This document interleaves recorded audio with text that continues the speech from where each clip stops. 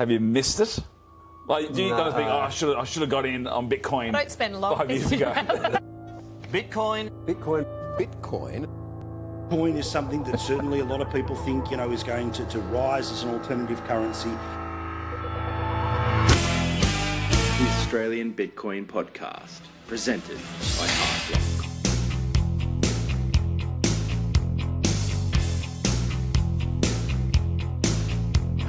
It's not a currency, it's not money. I don't understand it.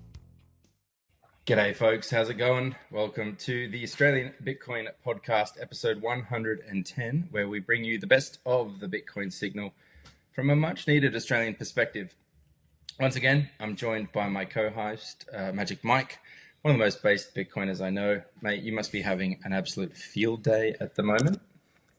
Oh yeah, it's a good time to be a conspiracy theorist with your tinfoil hat firmly implanted on your head.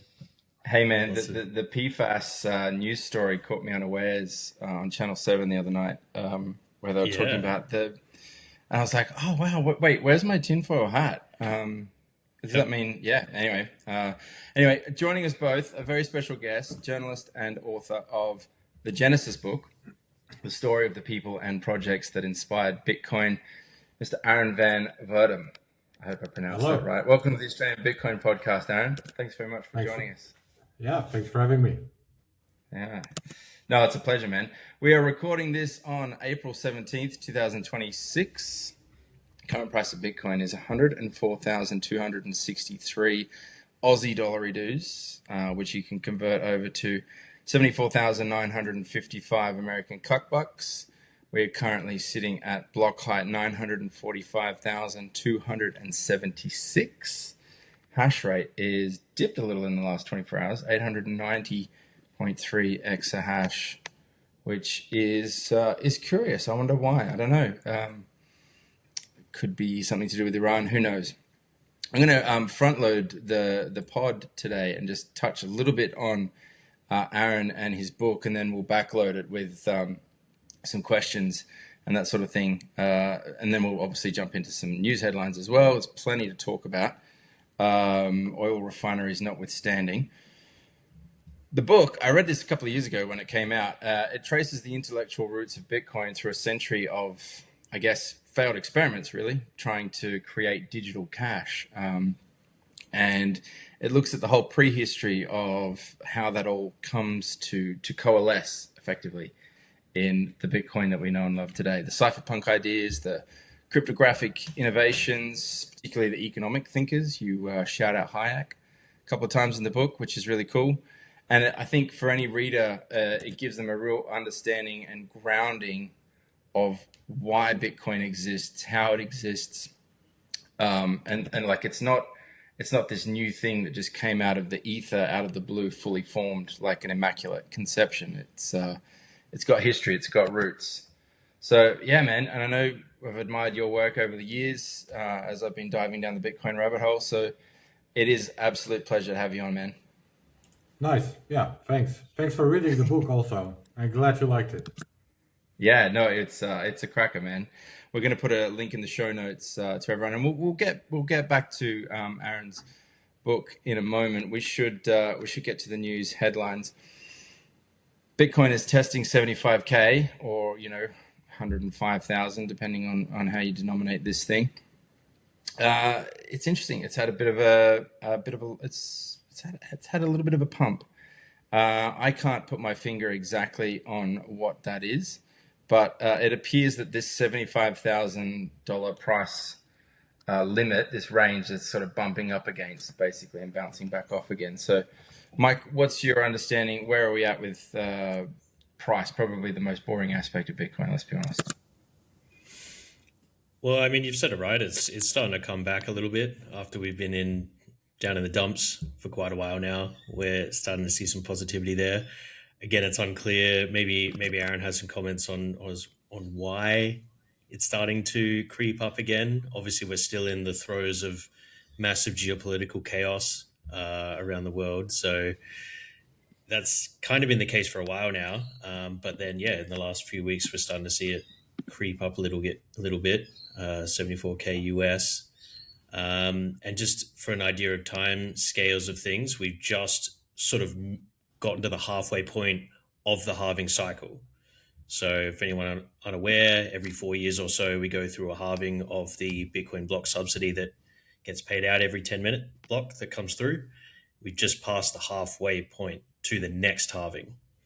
So 2028, when that gets halved again, just to give an idea of timescales. But yeah, I can't quite put my finger on why we're seeing this nice little bump. I don't know if you have any comments there, Aaron. I mean, my stock answer is usually more buyers than sellers. You know, who knows? That's it's the aggregate of what the market thinks Bitcoin should be worth. However, you mentioned the geopolitical turmoil, and we've been seeing reports that Iran would be demanding Bitcoin for their toll payments. Yes. If that is, Let's get into that. If that is true, that to me seems like potentially the biggest news in Bitcoin so far ever. That's such a huge deal. As disgusting as the concept itself may be, like I don't like it at all. I don't think anyone should be happy about Iran, installing a toll on an otherwise open water. I think that's bad. But if they're going to do it, and if they're going to use Bitcoin for Bitcoin itself, that seems like enormous news. It's like a massive use case. So I would not be surprised if that has if that has something to do with it. Yeah. I'm frankly a bit surprised by how underreported or it's been mentioned here and there, and maybe in some Bitcoin. But again, for me, if it's true, this is the biggest news in Bitcoin's history. Actually, Yeah, and it's almost like I'm almost like want to slap myself for not realizing that sooner. Like I have read these headlines, but obviously I haven't connected the dots until you've kind of articulated then that it is one of the biggest news stories in Bitcoin's history, really. But yeah, I'm just reading off a website. Iran's crypto tolls have now been confirmed via recent comments from a spokesperson for Iran's oil, gas, and petrochemical products exporters union, who said Bitcoin is being accepted as a payment method. So this is obviously incredibly bullish, but I'll sort of comment on why it might be a bad thing. Obviously, being used as this sort of like geopolitical football in the midst of a war is maybe not so good for the general appeal of Bitcoin to the common person. But it is incredibly bullish because a lot of the time people do describe Bitcoin as money for enemies. It's money that can't be stopped, it can't be blocked. It's not you're not relying on the US dollar. You're not relying on something that can be easily seized and controlled. It is money that can be used in this exact scenario of geopolitical strife, and it's doing it. It's being used. So, but right, as I hinted at, it's an actual neutral currency for yes. To be used for anyone, anywhere, for any purpose. So that includes the most controversial purposes that you can think of, which this one would rank probably number one on my list, anyways, or at least very Yes. high.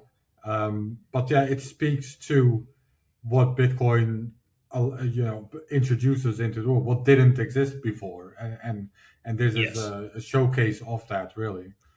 But the And you can concern that also runs see, through my head, the positive twist you can give to it is if not even this can be stopped, then and no other purpose can be stopped either, right? Like it really proves that Bitcoin does what it's supposed to do. Now, if this is all true, I do think this might be put to the test eventually, sooner or later, because obviously there are going to be parties very unhappy with this also, including some of the most powerful parties in the world, like the US government. So, it can be put to the test. Is Bitcoin really this neutral currency? Is it really censorship resistant, even in a context like this? And if the answer is yes, then, Bitcoin basically becomes unstoppable at that point, right? If something like this can't stop it, then nothing can stop it, I would say. You're right. It's the ultimate test. If Bitcoin can survive being used by a country that is in the target sites and is literally at war with the strongest military force on the planet that upholds the current reserve currency, the US dollar, through force of arms, if Iran can transact in Bitcoin and it doesn't get seized, it doesn't get stopped, then it just shows Bitcoin is that neutral money that can survive and be resilient. And so what I think we'll start to see over the next few days, weeks, months, is a ratcheting up of the media regime to throw public sentiment into the negative towards Bitcoin. They've obviously already been doing that for the longest time, but we're going to start to see stories in mainstream media of largest state sponsor of terrorism in the world using Bitcoin. We're going to start to see that concept get married in the minds of all the normies and boomers watching, Channel 2 News, whatever. Bitcoin, Iran is the biggest state sponsor of terrorism in the world, and they use Bitcoin. Therefore, Bitcoiners are terrorists. That's like the idea that we'll start to see shield in the mainstream. So how do we beat that? Yeah. You just keep transacting peer-to-peer and build local communities that rely on circular economies that, I don't know, just... That's exactly it. I think that is the exact answer. The media will be saying, if you use Bitcoin, you're a terrorist. But then if you can just show, look, I'm buying my eggs at the farmer's market with Bitcoin. Like, it shows how ridiculous they are by making that statement.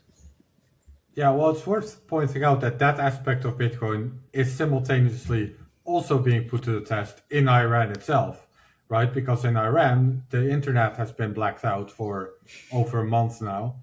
So that also makes it hard for them to use Bitcoin. So the way for them to still use it would be, for example, through satellites, right? Whether that's Starlink or the Blockstream satellite, or maybe mesh networks or other solutions they may...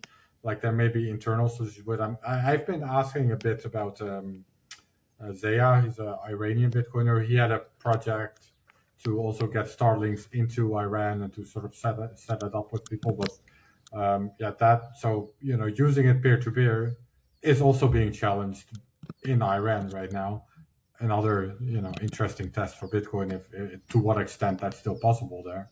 And I don't have the answer because we have barely any information coming out of Iran at all, of course. So I don't know if people can still use Bitcoin or to what extent. I suspect very minimal, but I don't know. Well, look, if you need to ship oil through the Strait of Hormuz, you can sign up to Hardblock and buy Bitcoin from us, and we will sell you Bitcoin and you'll be able to ship your oil through the Strait of Hormuz and pay that toll.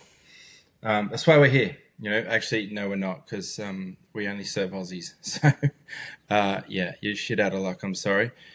Let's pivot from Iran, because it's a big story, and to be honest, it's all a little wishy-washy, and we're not exactly sure what's true, what's not, and it's it just is what it is. Briefly, I just wanted to touch on Morgan Stanley. They launched this Bitcoin ETF. It is a Bitcoin ETF. It's not spot Bitcoin. If you're buying a Bitcoin ETF, you're buying paper Bitcoin, you're buying IOUs. You should be buying spot Bitcoin from Hardblock. But it, once again, just like the BlackRock ETF, proved to Morgan Stanley and the market more widely that this is an insanely popular product, accounting for some $34 million of day one inflows. They rated it as their most successful product launch in the bank's history, and Morgan Stanley's been around for a minute. So, it's sort of number go up news story, but it's just once again proof positive that people want this thing. Some people want it because so that it can be handed to them a little bit more frictionlessly, perhaps, and they don't want to do the steps that it takes, which is, it's not that easy. You've got to learn.hardblock.com.au. I'll stop shilling Hardblock for a minute. So talk to me about this ETF, Mike. What are your thoughts? Well, I mean, I don't have too many thoughts on this. It's another financial product by a dinosaur financial entity that, frankly, people should not be giving money to. These companies, these businesses, and the people that operate them and the people that own them are evil. They're just not people that you should be doing business with. You shouldn't be giving them profits. It shows that there's still, when I see the insane numbers put out by these sorts of financial products, it's really, I'm assuming that all the money is coming from cashed up boomers who are comfortable with IOUs rather than getting the real thing. because they're scared of the technical aspects of self custody and I don't want to be using some dodgy exchange website and have to trust it. I want to use the big brand that's been operating for 100 years and it has all the receipts and all the insurance and all this sort of thing. And I'm happy to buy a fake IOU Bitcoin piece of paper that says I own this. It's going to be your older customers, your cashed up boomers that are buying this sort of thing. And I just kind of wish they just wouldn't, because they're funding the people that, and then these same people turn around and complain about the situation they're in, because they are somewhat educated about the history of why we need something like Bitcoin. But then they're still happy to feed the beast that is the legacy financial system and all the existing dinosaur companies. So I'm over it. We shouldn't be endorsing, we shouldn't be giving these people money. It's wrong. I said I would refrain from shilling Hardblock, but if you are a cashed up boomer and you do want to get your hands on some Bitcoin, start a Hardblock account. I'll just keep reiterating that.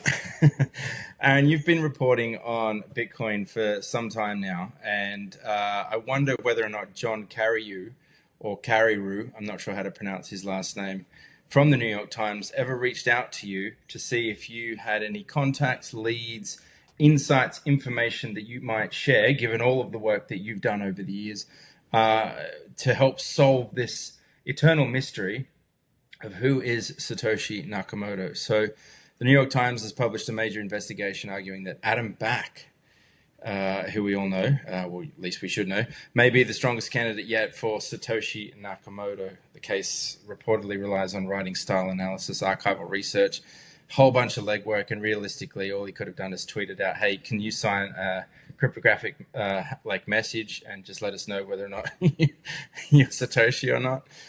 He put in a lot of work. I presume he got paid. Journalists don't often get paid nowadays, but he works for the New York Times, and we all know what they like to do there with regards to their information, particularly photographs of Austin, Texas mining sites. But anyway, Aaron, did John ever reach out to you? No, I've not heard from him. Okay. Better, John. I thought the research was pretty underwhelming. I'm not saying it's bad. I'm just saying, for the most part, there wasn't really anything new in there. For the most part, he was proving that Adam Back was a cypherpunk, which we know that he's a cypherpunk. He's also, Adam Back is a big part of the Genesis book for a good reason. I do think Adam Back was very influential in Bitcoin's prehistory, right? He invented Hashcash, obviously. But besides that, he laid it out well in his article, in the sense that, Adam Back had very similar ideas as Satoshi. He was thinking in the same direction. And I think it's very possible, what's definitely very possible, that Adam Back was influential in these circles, so including for Satoshi. Like, a lot of the ideas that he had did make it into Bitcoin. I don't think that means Adam Back was Satoshi. It's possible, but there's no proof there. So really the only thing left in the article that was sort of new was the language analysis. I'm not an expert in that domain. I don't know how much it really means. I do know there's been another study like it, someone else who was analyzing texts of known cypherpunks and comparing them to Satoshi. And that person, this is like 10 years old, and that person came to the conclusion that it was Nick Szabo. And then in his own research, he also said that, I believe, Hal Finney was like very close, right? So clearly, I don't know what to make of that. That's not my field of expertise. My field of expertise is sort of the other stuff, and I would say that it just wasn't very new. It's like, Adam Back was influential. I personally would not cross Adam off my list. I would say he's a Satoshi candidate. I agree with that. I've said before, I personally do suspect that Satoshi is probably one of the characters that is highlighted in the Genesis book. I think he was one of those people in the cypherpunk community that was thinking about digital cash and at some point figured it out and used a pseudonym for that. So, Adam Back is a candidate. Then again, there were also a whole bunch of cypherpunks that we've not heard of so much. I also went back to the cypherpunk mailing list records and read through that, and there's a whole bunch of names there of people that were just involved in the discussion here and there that we've not heard of, or not as much as Adam Back, for example, or Hal Finney.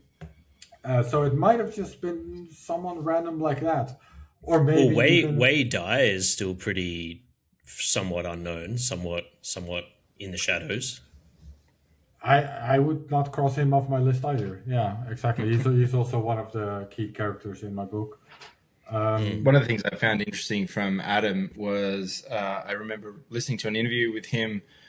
Gosh, don't know how long ago it was, but he was mentioning how he was actually late to Bitcoin. He didn't really kind of grok it till about 2013. He sort of obviously saw his name cited in the white paper and so on, but kind of dismissed it, given his experience. It could be playing 4D chess. But, this interesting concept that, a person that is named as in the endnotes of the white paper, it took him that long, quote unquote, to grok Bitcoin. And also he not only tried to grok it, but he was trying to fix it effectively. See, if I pull this, will it improve it this way? If I stretch that, what will it do? And, he's quoted as saying that like every time he sort of tweaked things at the edges, it would disrupt other things over there, and like a ball of yarn, I suppose. What Adam Back said was that the reason he did not get involved directly with Bitcoin is because by then, by 2008, there had been so many digital cash projects that failed for all kinds of different reasons that the people that were most interested in it, like him, had sort of given up on the idea, and now there's some pseudonymous, or they didn't know it was a pseudonym even, right? Just some unknown, unrecognizable name that comes up with a new idea, and grokking how it exactly works obviously going to take some effort, and they become kind of jaded by then. I think you're shilling your thing. I'll shill my book again.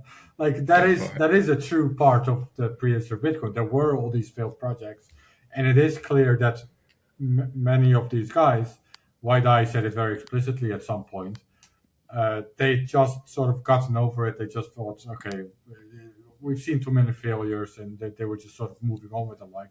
So I think that's a very plausible excuse or reason to not get involved. It could also be a cover story. Again, I'm not crossing Adam Back off my list, but I don't think you can make of the textual analysis what you want. I'm not an expert. So on the parts that I would consider myself an expert. I did not find it particularly convincing that it must be Adam Back.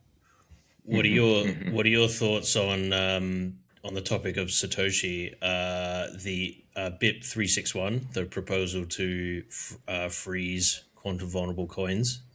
What are your thoughts on that? Do you have a position on that? I've not looked into it. If that is the proposal, I've heard it before it was a BIP in that case. I think what will happen, I think Matt Corello was the first to sort of point this out, and I agree with him that what will in fact happen, like almost for sure, is that we'll see a fork and both versions of Bitcoin will exist. So there will be a version that freezes these coins and a version that doesn't. And then the market will figure out which one is, what is considered the more legit version of Bitcoin. I hope there will be a because I think this is how Bitcoin works inherently. This is how we've seen that with the block size wars, with one faction wants bigger blocks, and ultimately the market just figures out what is sort of the right answer, or what is the real Bitcoin in that sense. And I think something like that will happen here again. I don't know. I really, Matt Corello is very convinced that the version of Bitcoin that will freeze Satoshi's coins will win out. I'm not convinced of that. Sorry, was that won't or it won't? The version that will freeze Satoshi's coins, because if and when they become quantum vulnerable, that version will win, he thinks. So in other words, Matt Corello is in favor of freezing these coins. Right. I'm not convinced that actually will win. I really don't know. Yeah. Okay, that's interesting. I mean, my position personally is I don't think quantum's a real threat. I think I agree. there's a good chance. Not There's a good anytime chance soon, it. yeah. Yeah, there's a good chance it's never possible, and if it is, it's still a long way out. I don't think it's going to be a next week sort of thing.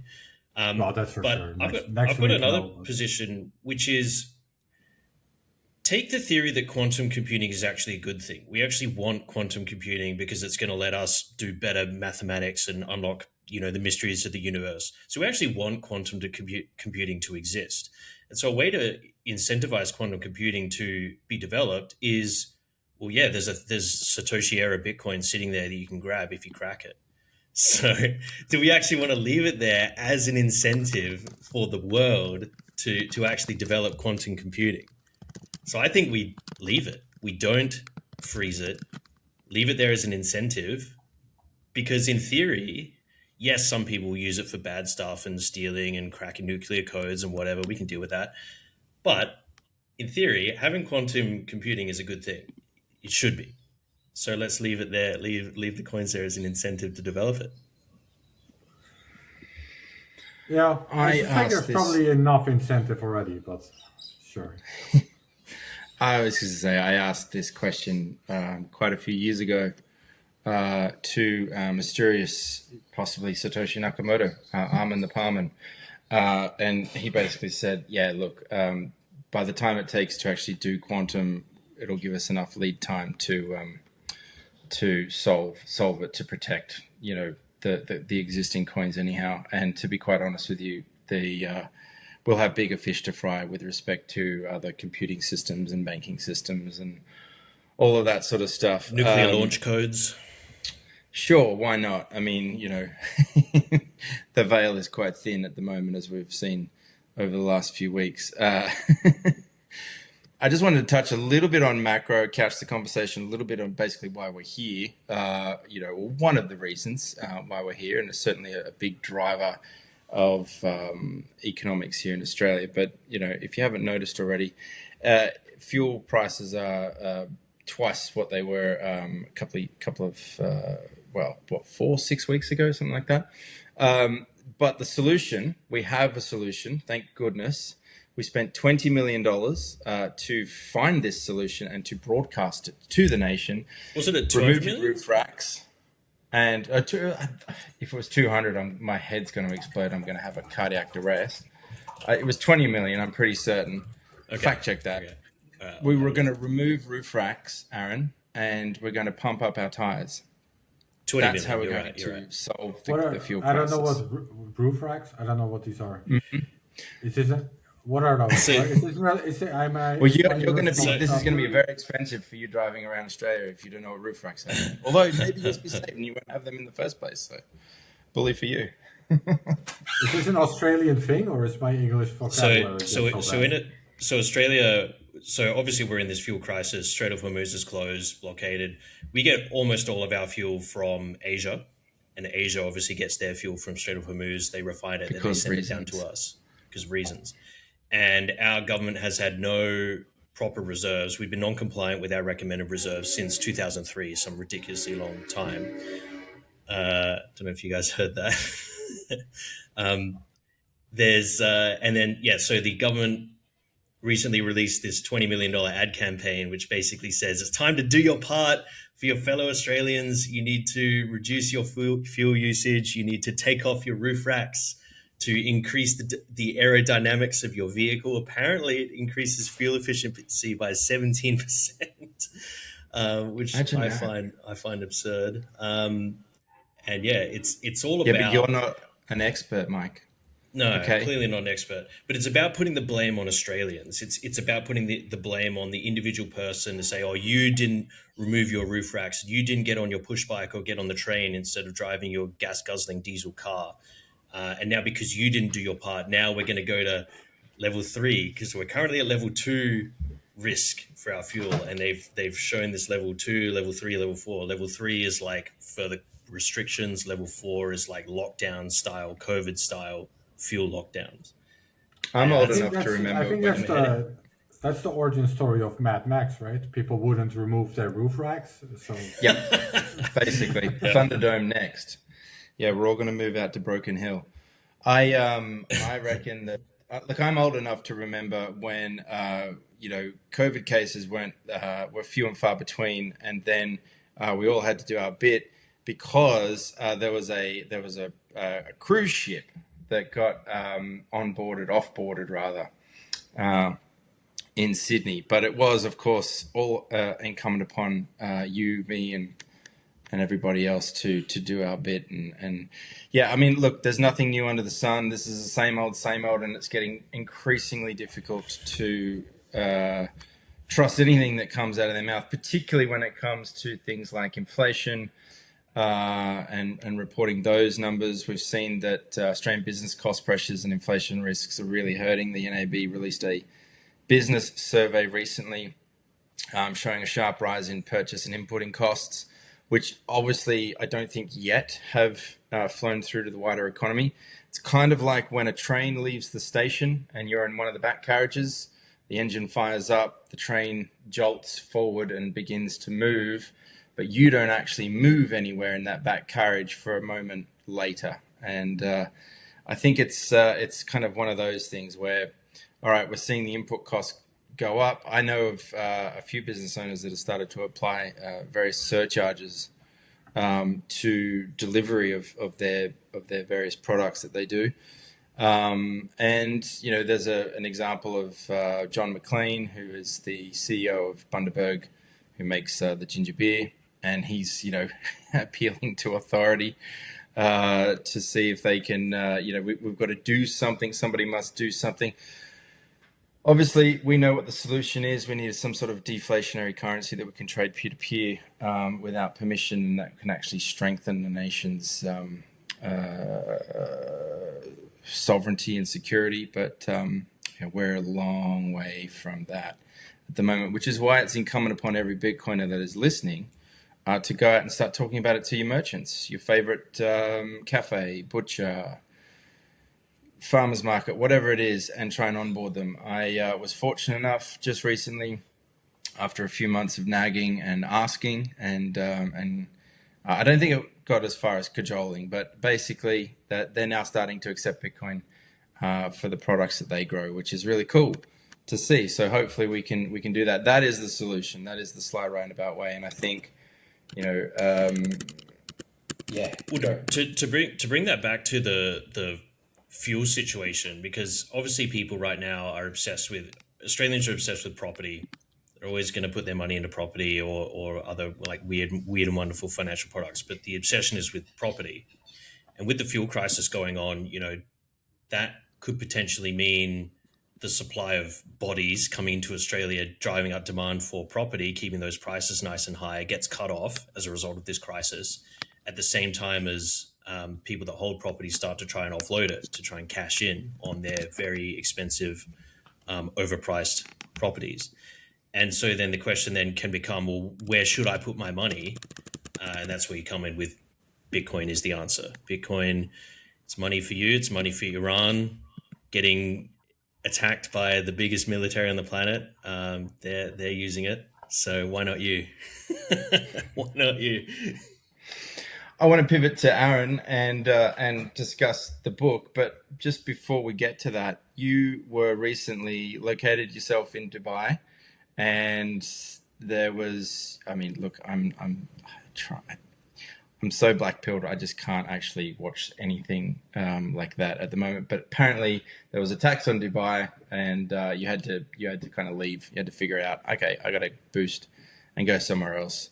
Was it as dramatic as everybody saw online? No, not really. Life in Dubai, at least when we left, but that's now a month ago or so, life was fairly normal. We did get like a daily on average, like a daily alerts on our phones, that we should find shelter. And we did hear explosions, which I believe were mostly the interceptions, so not, rockets hitting buildings for the most part. Good effect on target. Yeah, so it was mostly fine, except that it was also just very uncertain, right? Didn't know how things were going to develop. Didn't know how long flights would keep going, or if they would maybe shut down the airport completely, or it was just a very uncertain situation. And for me personally, I didn't even really like living in Dubai that much. I moved there because my girlfriend was living there when we met, and she wasn't quite ready to go. But even that was supposed to be like a temporary solution. So when all of this started, for me, it was like, okay, I really don't want to get stuck here or something like that. So let's just go abroad, at least for a couple of weeks, see how things develop. So we did. Currently, we're in Bali, which is pretty nice, very nice. Ain't half actually. bad. So yeah, Just get yeah, yourself a bintang shirt and head to where is it? I don't know, Kura or something. Got my Where the kids go. big right here, yeah. There you go. God bless. Nice. Do you? Yeah, no, did- it's been great here. Dubai, like I said, it was kind of mixed because on the one hand, life was normal. It was not very bad or anything like that, but just then certainly made me want to leave. So we did. in the back of your mind, and I don't presume you may have lost it all in a boating accident, but the fact that you were aware of Bitcoin and may or may not hodl any, was that like a psychological comfort? Like if things go pear shaped, you can kind of find a way. I mean, it kind of always is. Bitcoin is kind of the one spark of hope in this world that's getting darker and darker, it seems. So in that sense, yes. I did have a slight concern. Like at some point, they were also targeting data centers and stuff like that. And I don't know where my digital banking infrastructure is hosted. Who knows what happens with that? But that was a pretty minor concern, I would say. So I would say it's not a huge factor, but it's always nice. Yeah, like I said, I do feel like Bitcoin is the one thing that sort of gives me hope that we're maybe that the world's maybe gonna get fixed at some point from this mess. You looking for a hassle-free way to buy Bitcoin in Australia? Hardblock makes it easy. As Australia's longest-running Bitcoin-only exchange, their mission is to help Australians simply and easily buy Bitcoin and take it into self-custody. There are no deposit or trading fees, just a clear 2.4% spread. That covers operating costs, so you always know exactly what you're paying. Withdrawals are just $1.18 or as low as 400 sats with AutoSend. There are no hidden charges, no surprises, just a fast, reliable, and easy way to stack sats with total transparency. Get started today at hardblock.com.au. Bitcoin made easy for Aussies. Well, let's pivot to the book. You wrote the book, a couple of years ago, and let's just say, what started this? You're obviously a journalist. You have a background in and an interest in this sort of stuff. And you obviously you sort of discovering Bitcoin at this time, and you culminated a lot of your articles and stories and research culminated in this book. And writing a book ain't easy. It's got to be a labor of love for a long, long period of time, and you got to want it. So before we get too deep into the weeds with regards to the book itself, can you remember, having the idea and going, "Yep, I think this is what the world needs. We need some prehistory here." Yeah, so like you said, I'm a journalist, Bitcoin journalist for over 10 years now, so I only focused on Bitcoin. And I'd already been doing that for like 5 years, I guess, or somewhere around that time, in 2018 when I started writing the book. But I'm also a historian. Like I went to university to become a historian, and the reason I chose that as the direction to specialize in was because I generally believe that in order to understand the world and in order to understand our current situation, you need to understand how we got there. And I wanted to apply the same logic to Bitcoin. So even though I was already in Bitcoin for a couple of years and I already understood Bitcoin pretty well, I did not feel like I understood a lot myself about where it actually came from or why it exists at all or that part of the story. And I felt that was important. So even back then you could maybe pick up a Bitcoin book, and there was a page early in the book, or a couple of pages about Bitcoin prehistory, but it was very minimal, and I felt there's probably a bigger story there, and an important story there. So I decided that I wanted to tell that story as a journalist slash historian. I was properly qualified maybe to kind of delve into Bitcoin from that angle. And in a way, I also think, again, as I just mentioned, the reason I decided to study history, I think it is in fact a good way of understanding Bitcoin, understanding where it came from, understanding the technologies that went into it, understanding the motivations of the people that were working on this kind of stuff. It really sort of brings together why Bitcoin exists and why it exists in the way it does in its design.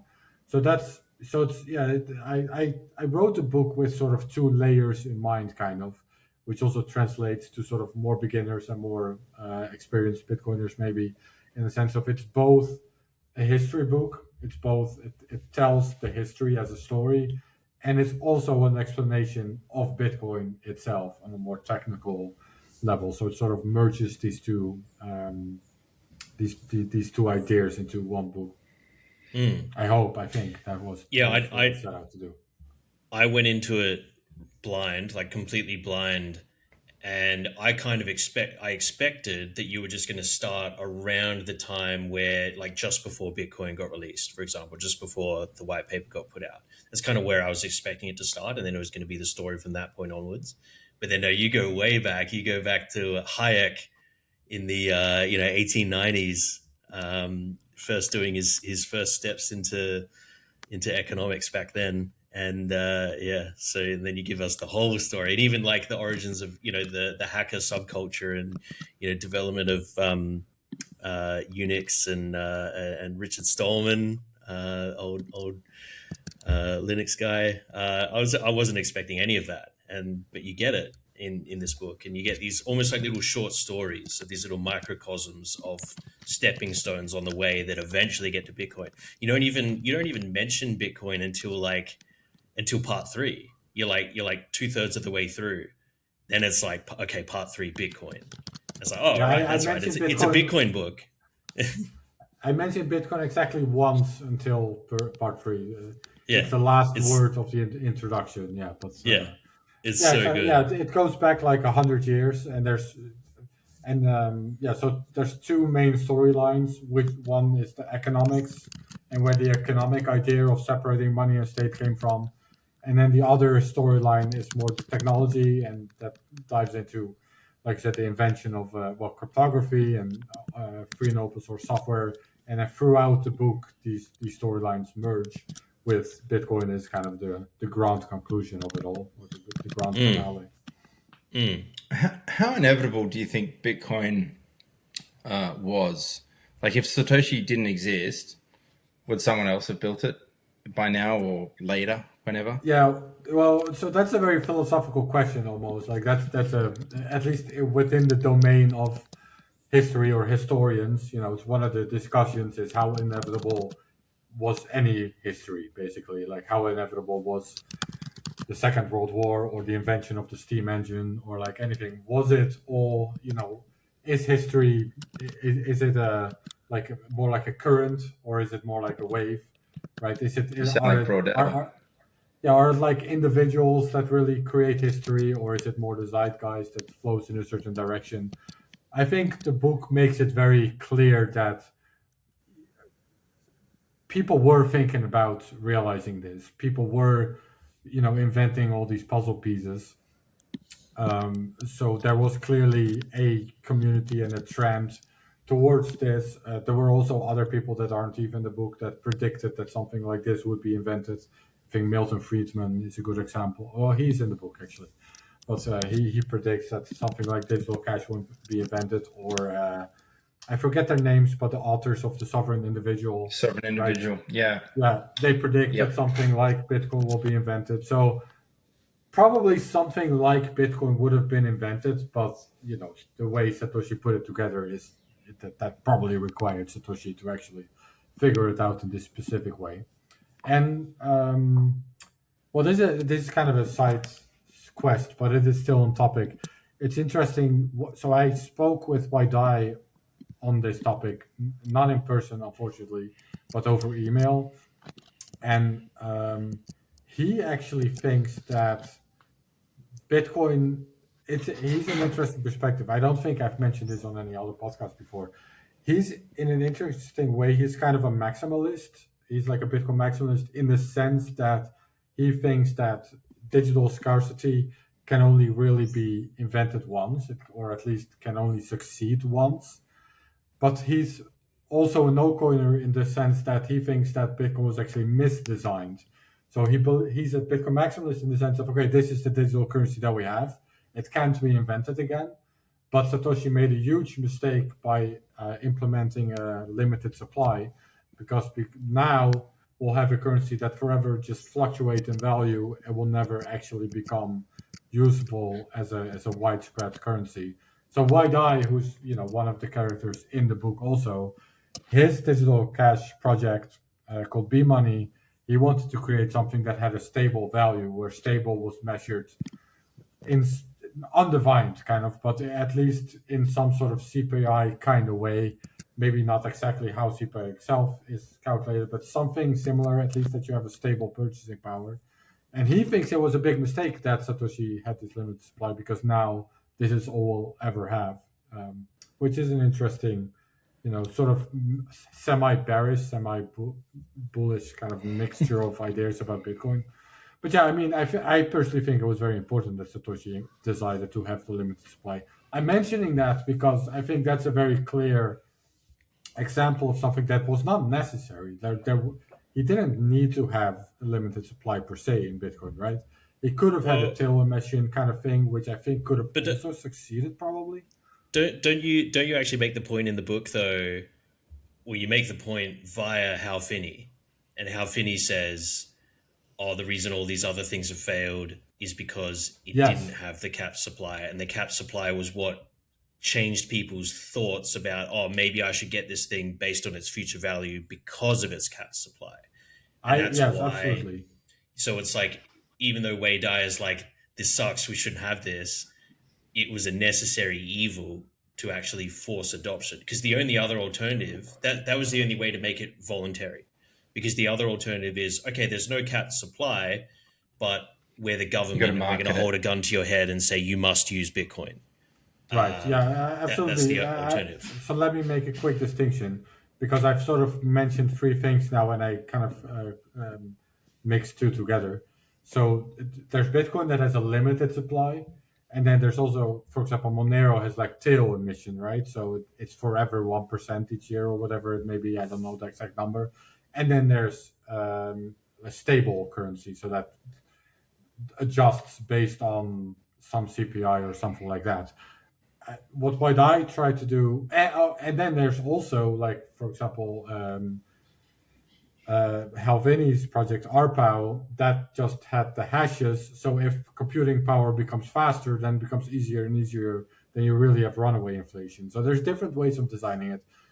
I think the runaway inflation is for sure bad, and that's why something like RPow didn't catch on.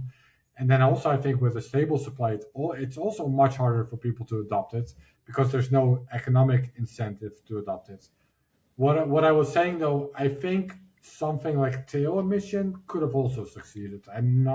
Although I prefer limited supply, and I also make that case in the book via Hayek, right? He makes the case very early in his career that a limited supply currency is optimal.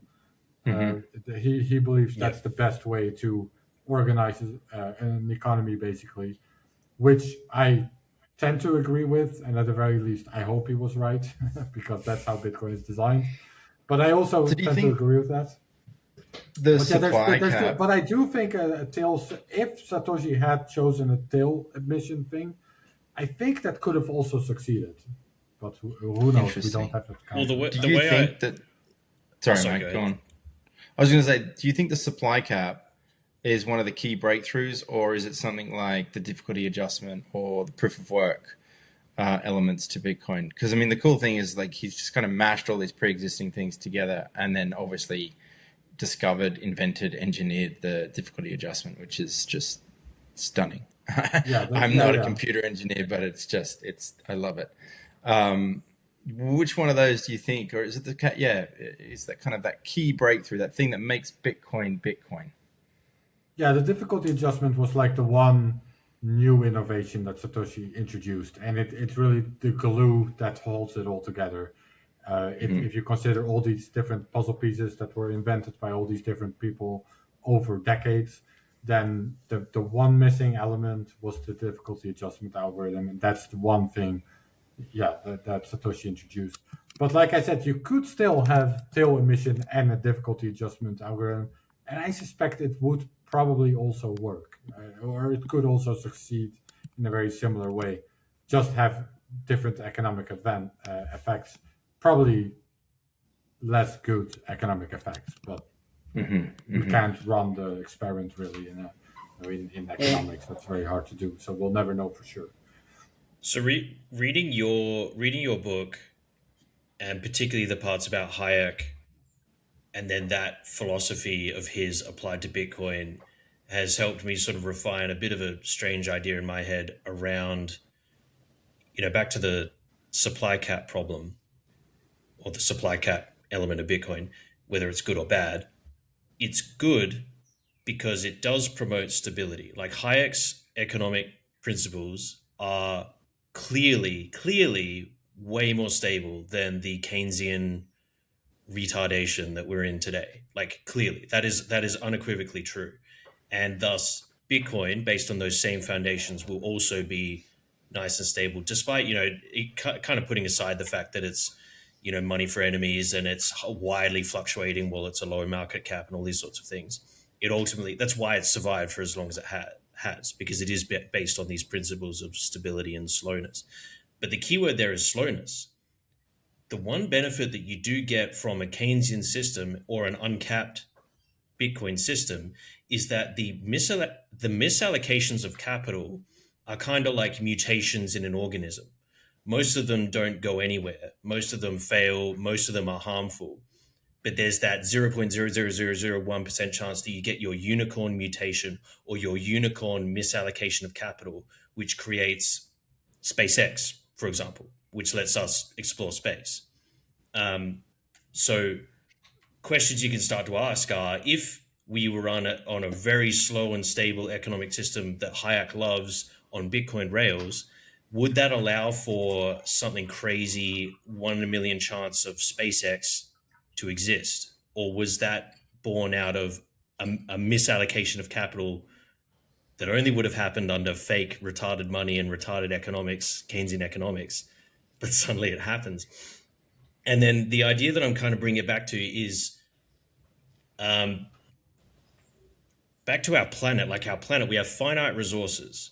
We're rapidly decharging the battery of hydrocarbons. We're burning so much fuel and oil and stuff, if you believe all the doomers, the environmentalists and that sort of thing.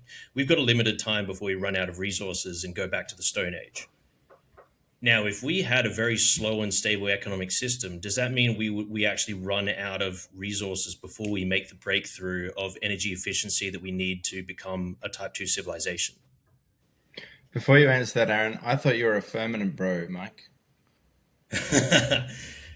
Go and watch the what is it, Artemis 2? Go and watch the clip of the Nutella jar perfectly going past the camera, and then tell me that it's all real. But yeah, I wasn't really going anywhere in particular, but other than, sorry, is a slow and stable economic system actually what we need right now? Do we actually need the chaos that fiat creates so that we can get the breakthroughs we need before we burn out and run out of resources and go back to the Stone Age anyway?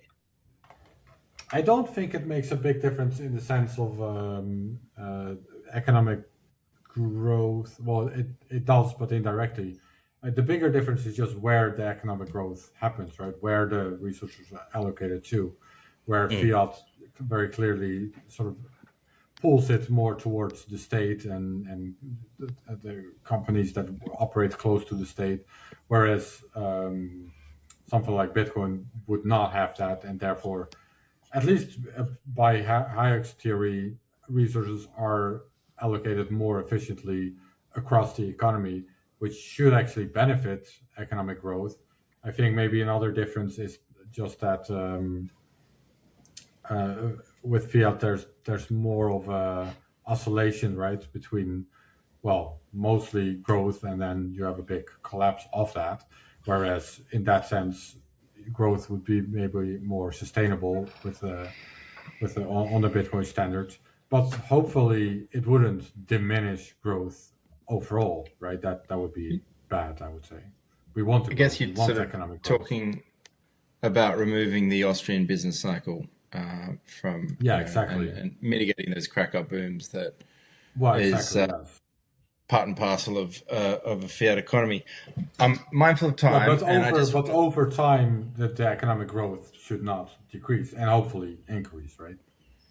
Yeah, well, I mean, the thing that I dig so much about the deflationary currency is that all of the people that do some of the most important jobs on the planet, like collecting my rubbish week to week, will ultimately improve their purchasing power such that they can continue to do that job if they want to, or they can flip burgers, or they can stack shelves if they just like to do that low cognitive grade thing. Then God bless them and let's go, because I need those people. I need the food, on the shelves and such. That their purchasing power increases, so they don't feel that pressure to go and get a real job, or go and gamble at the shitcoin casino, or invest in this and buy more property, that, and blah blah blah. They can just earn their money and live their life, and we'll be golden. Before we sort of close out the show, you've got Cypherpunk's Right Code on your T-shirt, and I can't really let that up, because the Cypherpunk history is one of the coolest elements, I think, to Bitcoin. And I'm curious, I'm just going to shout out John Perry Barlow. The Declaration of the Independence of Cyberspace is one of the greatest essays I think I've ever read in my life. God, I didn't write it. But are we still in a cypherpunk era of Bitcoin? Has it evolved into something else? Does it still have that? Do we still have our edge? I think it has to be. I think we mentioned Bitcoin is neutral currency. It should be for everyone, for enemies, for Iran, for ETFs, that is what Bitcoin should be. But I think it's very important, in order to be that, it requires the cypherpunk ethos to stay alive, because that is what makes it uncensorable. That is what makes it a neutral currency, essentially, that anyone can use, hopefully with a decent enough amount of privacy, being able to hold your own keys, so self-sovereignty. If Bitcoin were to lose these values, if Bitcoin were to lose these aspects, then I think it just becomes an uninteresting project. It becomes, the new PayPal or whatever, that can be censored and blocked. And the core value proposition derives quite directly, I think, from the cypherpunk values. So even though not everyone that uses Bitcoin needs to be a cypherpunk, I do think these values need to stay alive. I think it's crucial. Yeah. Governments of the industrial world, you weary giants of flesh and steel, I come from cyberspace, the new home of mind. On behalf of the future, I ask you of the past to leave us alone. You are not welcome among us. You have no sovereignty where we gather. I mean, that's just fire, honestly. Dude, Aaron, thank you so much for joining us. The book is the Genesis book, the story of how of the people and projects that inspired Bitcoin. It's a phenomenal read. I might have to actually go back and pick it up again. There's even audiobook versions of the... who reads that, by the way? Is that guy? To be honest, I don't remember his name. Paw prints all over it. It's not like a well-known Bitcoiner or person. There was someone who's just good at reading books. Good at reading a book. That's great. Perfect. Well, so if you don't have the if your ADHD is wild and autism is off the scale, which most Bitcoiners, let's face it, are. I'll just speak for myself here. You've got an audiobook version as well, so you can. There's no excuse for you to not digest this book and learn about the prehistory of Bitcoin and why it is so important. Aaron, thank you so much for joining us on the Australian Bitcoin podcast. Mike, it's been a pleasure as well. Hopefully, we might have some sunshine the next time we meet in a fortnight or so. Maybe the world will have righted itself. The Strait of Hormuz will have opened, and Bitcoin will be the global reserve currency. A boy can dream. A boy Thanks, can guys. dream.